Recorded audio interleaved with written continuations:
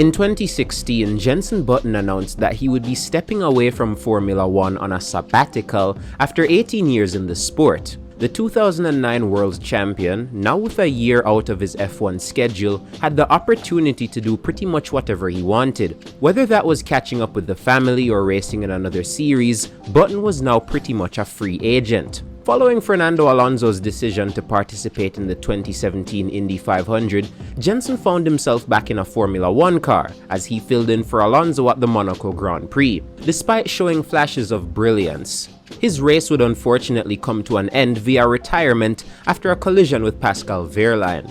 However, that would not be Jenson's final race of that year. Jenson would find himself into a race seat once again, only this time not in Formula One.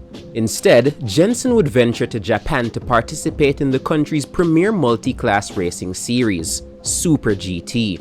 What looked like a one-off ended up flourishing into a full campaign that would see Jenson in the hunt for the Super GT Championship. A good amount of fans know Jenson did this, but how many of them know exactly how his season went? That's what today's video is for. Strap yourselves in, folks. Today we are going to the land of the rising sun. My name is Intern, I talk wheel, and this is Jenson Button's Super GT title, Revisited.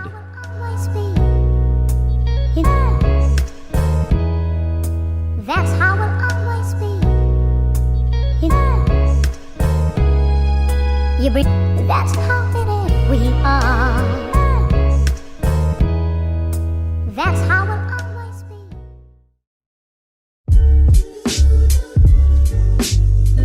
Jenson Button's Super GT debut came during the first year of his Formula One sabbatical in 2017. Jenson's desire to drive in the series was sparked during 2016 thanks to his participation in Honda Racing's Thanks Day, an appreciation event held by the manufacturer in their home country of Japan.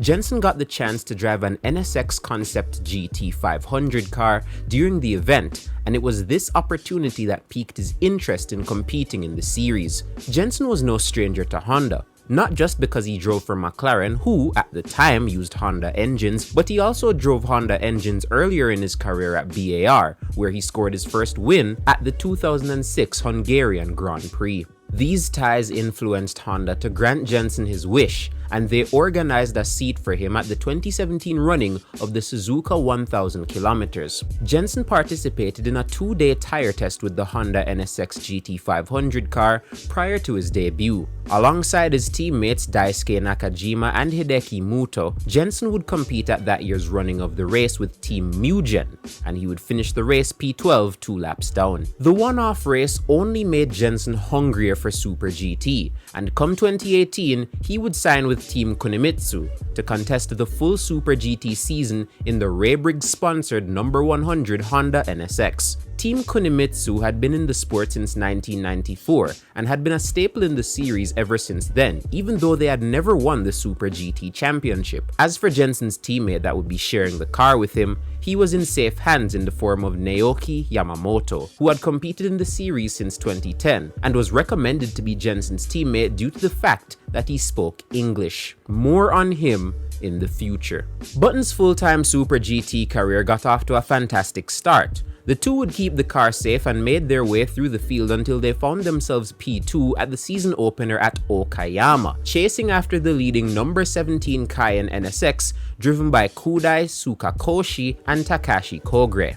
After leading most of the race, the 17 car picked up debris after two cars came together earlier in the lap.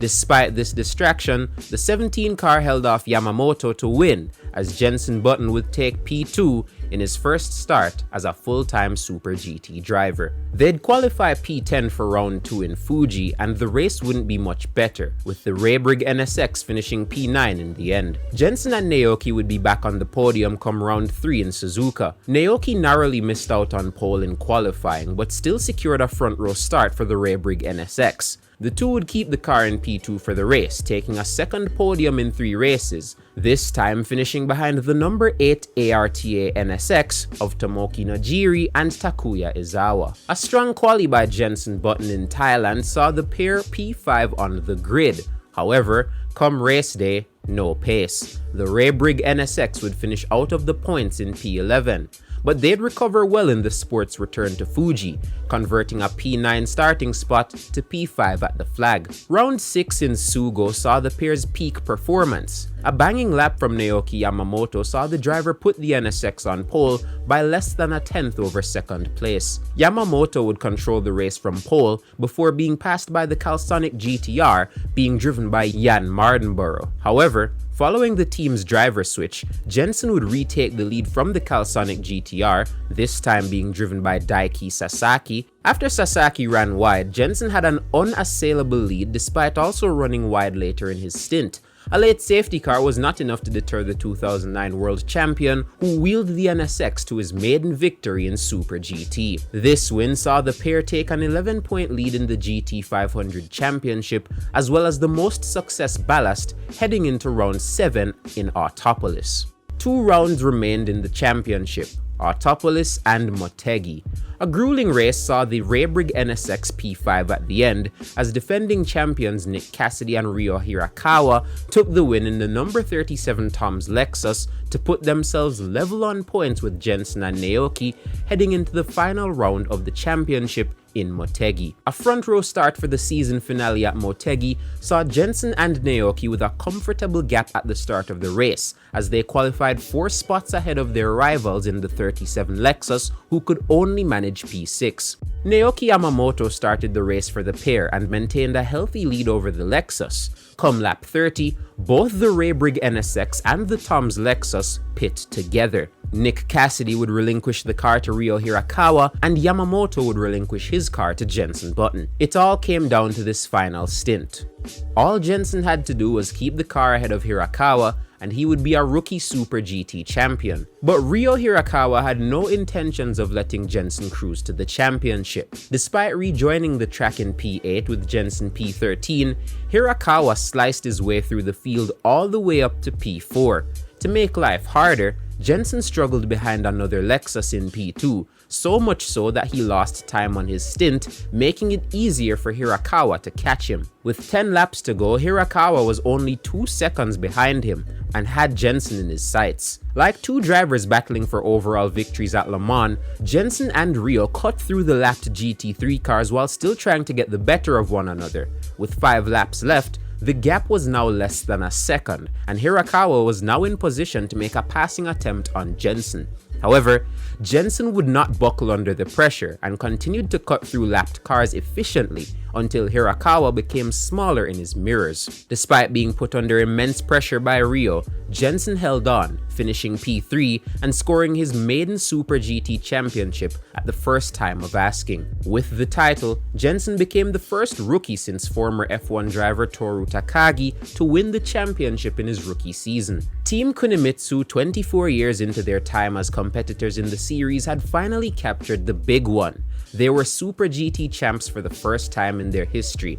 As for Yamamoto, his maiden Super GT title served as the perfect complement to his 2018 Super Formula Championship, as he became the first driver to win both championships in the same year in over a decade. Jenson and Naoki would team up again in 2019. However, they would fail to defend their title, finishing 8th with only 2 podiums to their name. But that wouldn't be enough to discredit what was an amazing 2018 season. Jenson had many highlights in his racing career: his maiden Grand Prix win at Hungary in 2006, his World Championship win in 2009, the chaos of Canada 2011.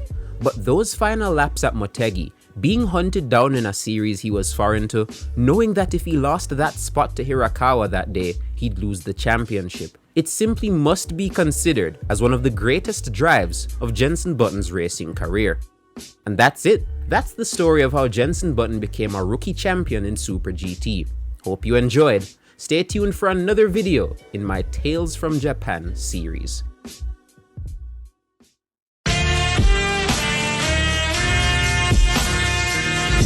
Yeah.